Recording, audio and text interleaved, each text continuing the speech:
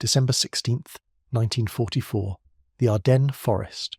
A young Sherman tank commander, let's call him Lieutenant James Morrison of the 7th Armoured Division, peers through the freezing fog at something that makes his blood run cold. Emerging from the tree line, a German Panther tank.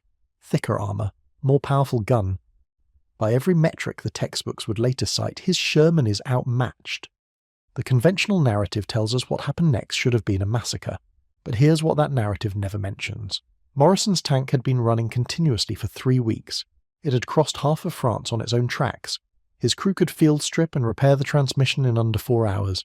And that Panther, it had already broken down twice getting to the battlefield. Ladies and gentlemen, I'm here to tell you that almost everything you think you know about the Sherman tank is wrong.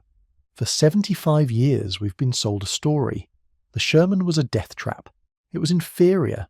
American tankers went to war in a machine that couldn't match German armour one-on-one. We've heard the nicknames Ronson, lights first time, every time. Tommy Cooker, the Germans supposedly called it. These stories contain fragments of truth, as all-powerful myths do. Yes, the Sherman's armour was thinner than a Tiger's. Yes, its main gun initially struggled against the heaviest German tanks. And yes, tragically, thousands of American boys died in these machines. But here's what that narrative conveniently omits. Those same boys won. Not despite their Shermans, but in crucial ways because of them. The Sherman tank wasn't the failure we've been taught to believe it was. It was, in fact, a masterpiece of industrial philosophy. A philosophy that understood something profound about modern warfare that the German High Command never quite grasped. Wars aren't won by superior individual weapons. They're won by superior systems. Let me take you back to a moment most historians overlook. Aberdeen Proving Ground, Maryland, 1941. A team of American engineers, many of them former automotive industry men from Detroit, are gathered around a disassembled tank engine. They're not asking, how do we make this more powerful?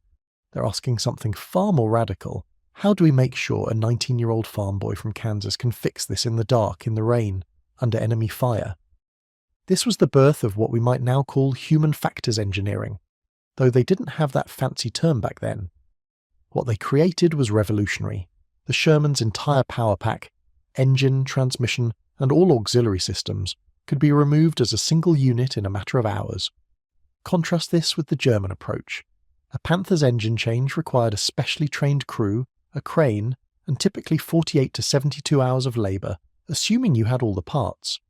According to post-war technical studies conducted by the US Army Ordnance Department, a well-trained Sherman crew could swap out a complete power pack in approximately 4 hours using just the tank's own winch system. 4 hours versus 3 days. Let that sink in. Technical Sergeant Eugene Gene Luciano, a maintenance officer with the 3rd Armoured Division, wrote in his memoir, Wrench and Rifle, published 1989, and I'm paraphrasing from memory here, so the exact wording may differ. We could rebuild a Sherman from scrap in the time it took the Germans to get their Tigers running after a breakdown. That wasn't just convenient, it was the whole damn war right there. But the genius went deeper still, much deeper. By 1943, the United States was producing Sherman tanks with an almost fanatical devotion to standardization. Over 80% of parts were completely interchangeable between different manufacturers. A transmission built by Chrysler in Detroit would fit perfectly into a hull welded by Pacific Car and Foundry in Washington State, mated to an engine assembled by Ford in Michigan. This sounds mundane until you understand what it meant on the battlefield. Captain Belton Cooper of the 3rd Armoured Division, whose book Death Traps ironically became ammunition for Sherman critics, despite containing evidence of its strengths, documented numerous instances where his maintenance crews would cannibalize 3 or 4 disabled Shermans to create 2 or 3 fully operational ones, often within sight of the front lines. The Germans, meanwhile, were producing tanks in dozens of variants with limited parts commonality. A Tiger. I required different tools, different spare parts, different training than a Panther, which was different from a Panzer IV. Their obsession with engineering perfection, with making each tank a masterwork, created a logistical nightmare. General der Panzertruppen Friedrich von Mellenthin, who commanded German armoured forces on both the eastern and western fronts, admitted in his post-war memoir Panzer Battles, 1956, Our tanks were magnificent machines, but we could not keep them running. The Americans understood that a good tank that runs is worth 10 perfect tanks that don't.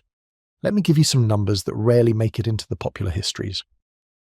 In the summer of 1944, during Operation Cobra, the breakout from Normandy, the 2nd Armoured Division maintained an operational readiness rate of approximately 85 to 90%. They were advancing sometimes 30, 40 miles a day, fighting constantly, and 9 out of 10 tanks kept running. German panzer divisions during the same period, operational readiness rarely exceeded 50% and often dropped to 30% or less. According to Wehrmacht maintenance records captured after the war and analysed by the US Army's Foreign Military Studies program, mechanical failures accounted for more German tank losses than enemy action in many engagements. Now, let's talk about something that hits closer to home, something that haunts me whenever I study these machines. The men inside them. Picture yourself in a tank turret. You're 20 years old. The metal walls around you are your fortress and your tomb. Every decision made by the designers of this machine affects whether you go home to your mother or die screaming in a fire. The Sherman's designers understood this in their bones. Inside a Sherman, the crew had space, not luxury. This was still war, but room to work. The turret basket rotated with the gun, meaning the crew wasn't constantly climbing over ammunition and equipment. The driver and assistant driver, often called the bow gunner, had escape hatches. Real ones. That actually opened easily.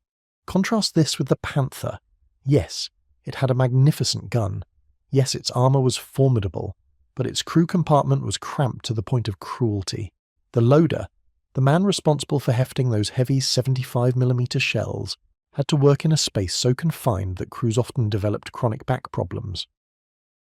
The driver's escape hatch was positioned in such a way that if the tank was hit and the turret traversed to certain positions, it couldn't be opened at all. These weren't small details. These were life and death. Corporal Jack Shea, a loader with Company B, 37th Tank Battalion, 4th Armoured Division, survived 4 Shermans being knocked out beneath him. In an oral history interview conducted by the National World War II Museum, he said something that stuck with me. That Sherman was built by people who gave a damn if we made it home. You could feel it. Everything was where it should be. You could bail out fast if you had to. The Krauts who surrendered to us, the Panzer guys, they'd look inside our tanks and shake their heads. They knew. And then there was the innovation that saved countless lives, yet remains virtually unknown outside military circles. The wet stowage ammunition system. Early Sherman models did have a vulnerability.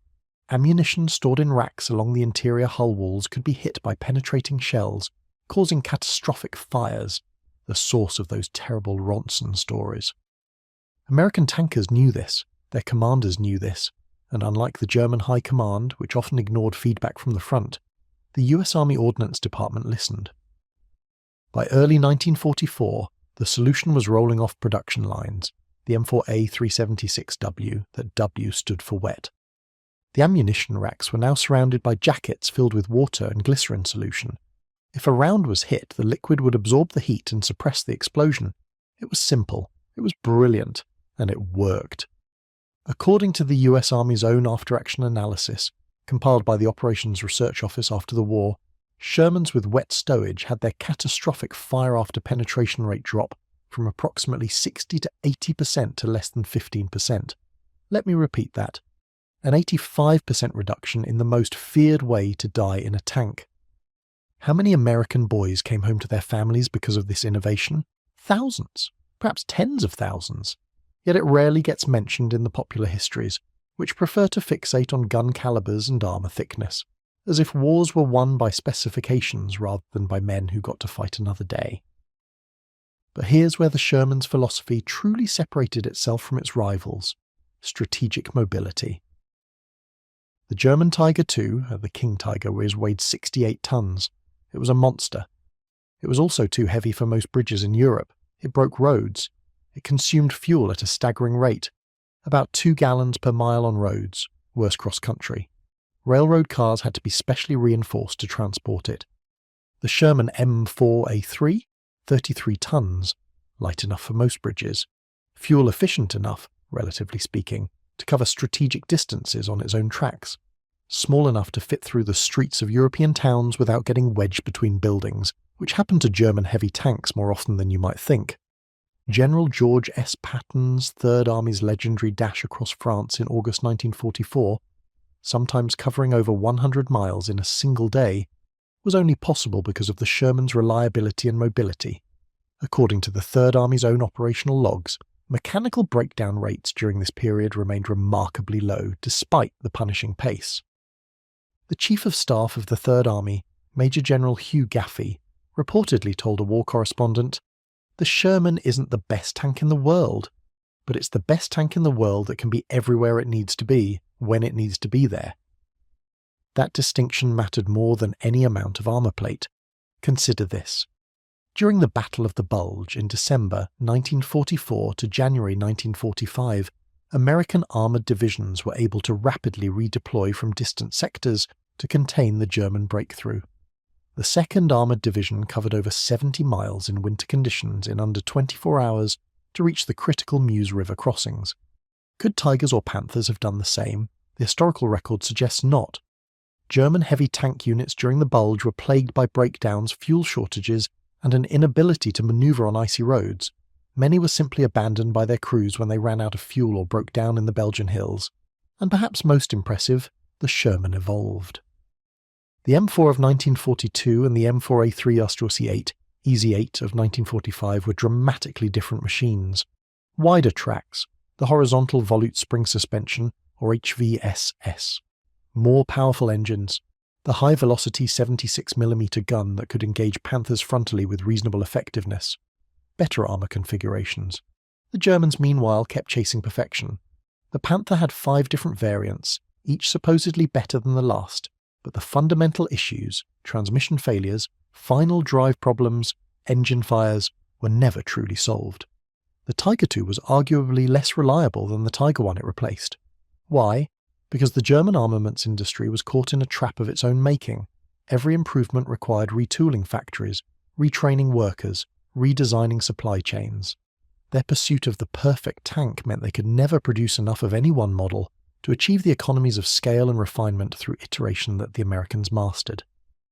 Staff Sergeant Lafayette Frenchy, Poole of the 3rd Armoured Division, one of the most successful American tank aces, credited with destroying over 250 enemy vehicles, gave an interview in 1981 where he said something profound. "We didn't need the best tank. We needed a tank that would be there for the next fight and the next one and the one after that. The Sherman was there. The M4A3 E8 Easy 8, with its improved suspension and 76mm high-velocity gun, could hold its own against anything but the heaviest German armour, and there were thousands of them."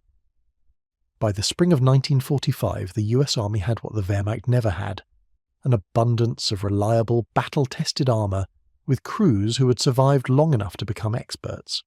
So why do the myths persist? Why do we remember the Sherman as inadequate? Part of it is human nature. We remember the dramatic failures more vividly than the countless quiet successes. A Sherman burning after a Tiger ambush makes for a compelling story. 10,000 Shermans reliably doing their jobs day after day doesn't.